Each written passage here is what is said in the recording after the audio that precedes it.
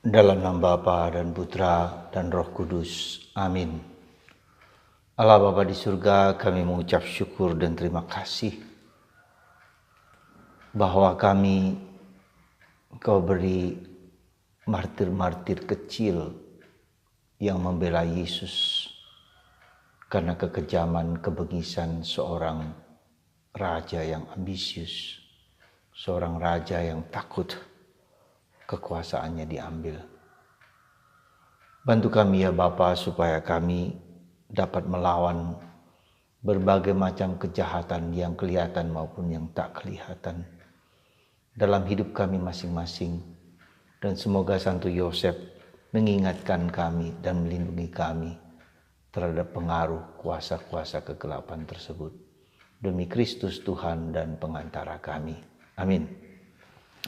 Para saudaraku yang terkasih dalam Kristus, pada hari ini gereja merayakan martir kecil, martir mungil yang dikorbankan karena Raja Herodes takut bahwa kekuasaannya akan sirna karena munculnya raja kecil yang dianggap akan menjadi penguasa negara raja tersebut. Saudara, saya mengajak Anda untuk merenungkan dua aspek penting ini. Sekali lagi, bahwa hidup adalah paradoks. Hidup adalah ketegangan antara yang ilahi, yang manusiawi, yang jahat, yang baik, ya, antara gelap dan terang, antara kebaikan, kebajikan, dan kebatilan. Dan itu nyata di dalam kehidupan bersama kita. Nah, karena itulah saya mengajak Anda untuk merenungkan dua aspek penting ini. Yang pertama, bahwa terang telah datang ke dalam kegelapan dan gelap menolak dia. Terang itu adalah Kristus. Kegelapan itu adalah kejahatan. Nah, kejahatan itu berasal dari mana? Tentu bisa saja dari keberdosaan, kerapuhan, kelemahan, ketidakberdayaan manusia sebagai orang yang rapuh yang diciptakan oleh Allah. Tetapi juga kita harus sadar bahwa pada akhirnya bahwa kejahatan itu bersumber dari kekuatan kegelapan, kekuatan iblis yang menentang Tuhan, yang tidak berkenan bahwa Tuhan menciptakan manusia lebih daripada dirinya sendiri. Nah, kuasa kegelapan inilah yang mempengaruhi manusia ya dalam kehidupannya, ya, dalam kehidupan kita manusia, dan itu dalam sejarah sejarah hidup rohani nyata sekali bahwa kuasa kegelapan itu selalu ingin menjatuhkan manusia untuk tidak taat kepada Tuhan dan hanya taat kepada Dia sang raja kegelapan tersebut. Kita bisa ingat di dalam kitab Kejadian. Nah, saudaraku yang terkasih, itulah yang harus kita sadari. Maka kuasa kegelapan itu terungkap di dalam apa? Di dalam dosa-dosa yang dilakukan manusia. Ya, ada katakanlah dosa yang kita lihat di dalam ketujuh dosa utama kita, dan itulah yang membuat manusia menjauh dari Tuhan. Dia bahkan juga menjauh dari dirinya sendiri. Dia melepaskan diri dari ikatan Tuhan dan terikat pada kuasa-kuasa kegelapan. Dilukiskan bahwa jiwa manusia itu tertangkap seperti jerat penangkap, ya, diikat terus jiwanya, ya, dikuasai oleh kuasa-kuasa kegelapan. Maka kita bisa lihat dalam kehidupan kita sendiri dalam ketujuh dosa utama itu. Deadly sin, ketujuh dosa yang mematikan itu, yaitu dosa iri hati, kemudian sombong, malas, marah, ya, cabul, serakah, kikir. Ya. Nah, itulah bentuk-bentuk yang orang menjadi tertutup, ya, tertutup dengan Allah, dengan kebaikan.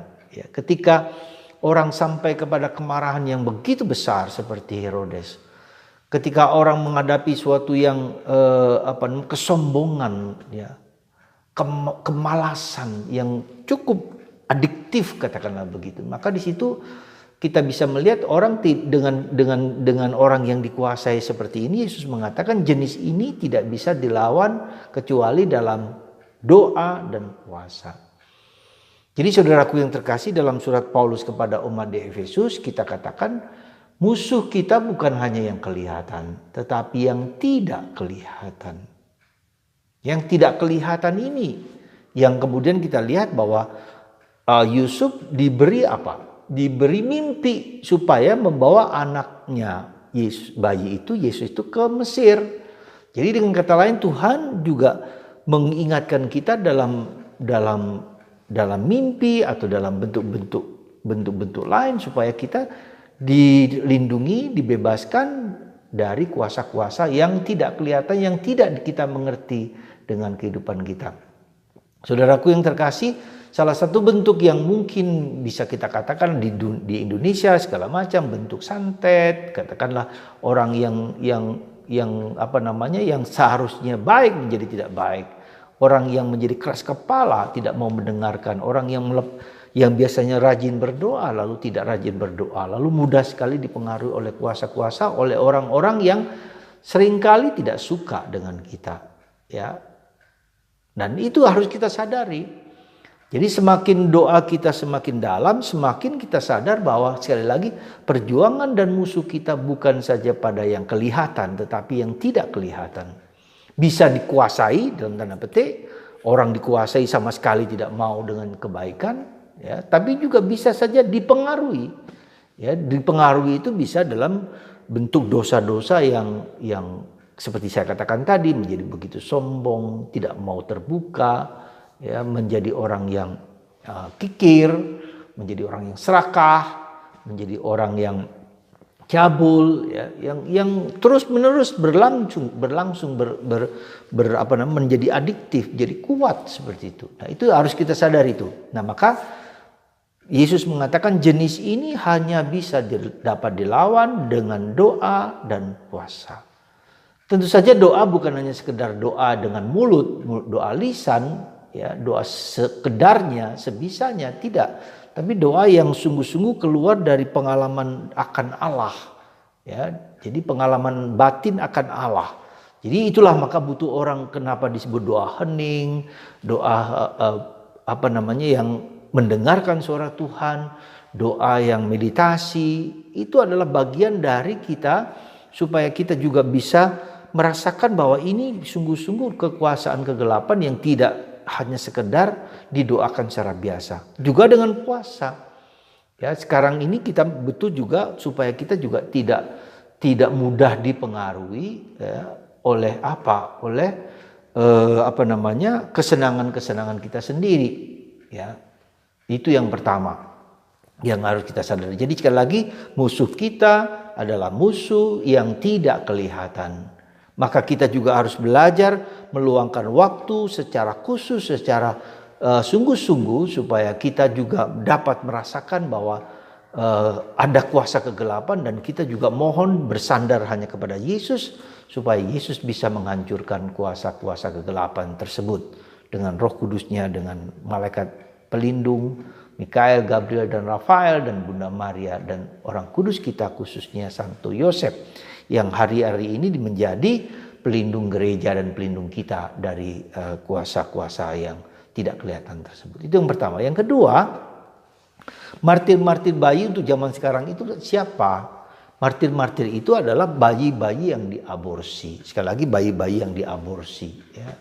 Jadi hanya karena kesenangan orang tua mereka, karena kenikmatan dan kebahagiaan yang mereka ingin dambakan, lalu mereka menggugurkan bayi-bayi tersebut, ya. Dan itu banyak sekali, luar biasa di zaman ini, di saat seperti ini orang menjadi karena kesenangan, karena egoisme yang berlebih-lebihan, maka mereka tidak mau dan tidak bersedia menanggung tanggung jawab dan konsekuensi dari tindakan mereka tersebut. Nah, itu juga perlu kita doakan untuk bayi-bayi yang diaborsi supaya mereka kembali kepada Bapa, ya, kembali kepada Bapa, hidup dalam damai bersama Bapa yang memberikan keabadian kepada mereka, ya, supaya mereka, kita doakan di saat ini, hari ini, dengan berdoa untuk bayi-bayi yang diaborsi yang begitu luar biasa banyaknya. Nah, itu saudaraku yang terkasih, dalam dalam hari ini kita menyadari sekali lagi bahwa musuh kita adalah musuh yang tidak kelihatan, dan kita berdoa untuk bayi-bayi yang diaborsi yang adalah juga manusia, sudah manusia. Jadi jangan lupa, jangan mengatakan bahwa mereka belum manusia, tidak. Ketika terjadi persatuan antara sperma dan indung telur, maka menjadi fetus, itu benih-benih kemanusiaan. Udah ada roh Allah di situ, dan itu akan terus akan terus hidup, ya, keabadian. Dan inilah menjadi dosa yang paling dibenci oleh Tuhan, ya, dengan aborsi tersebut. Maka sekali lagi saudaraku terkasih, dan ada orang-orang tertentu yang kemudian mau dikorbankan, digugurkan oleh orang tuanya, tetapi tidak berhasil. Lalu jadilah manusia kita menjadi, ada beberapa orang dan banyak orang yang demikian, karena sudah dengan melakukan berbagai macam hal tapi tidak berhasil.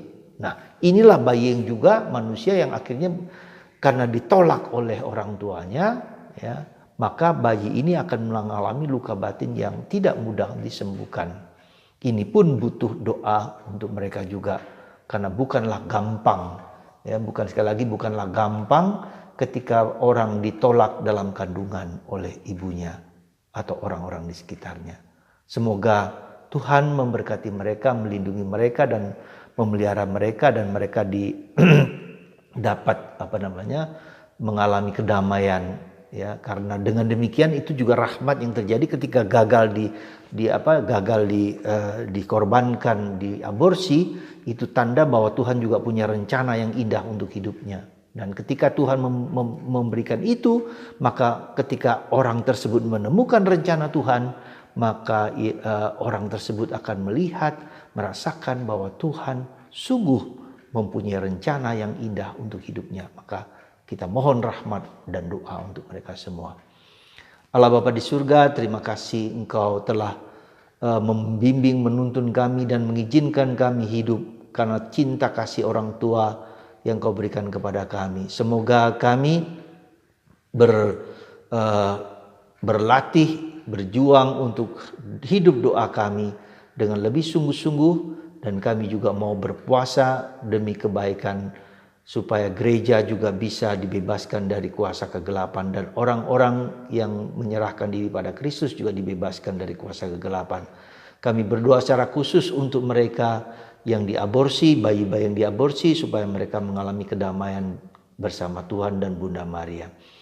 Dan bagi mereka yang juga dikorbankan tetapi tidak berhasil, lalu hidup, semoga luka batin mereka disembuhkan. Tuhan, berkatilah anak-anak-Mu ini dengan kasih karunia-Mu, dan bagi mereka yang sakit apapun, kanker, sakit COVID, sakit virus apapun, juga disembuhkan berkat kuasa yang Tuhan berikan lewat tangan hamba-Nya ini, dalam nama Bapa dan Putra dan Roh Kudus. Amin.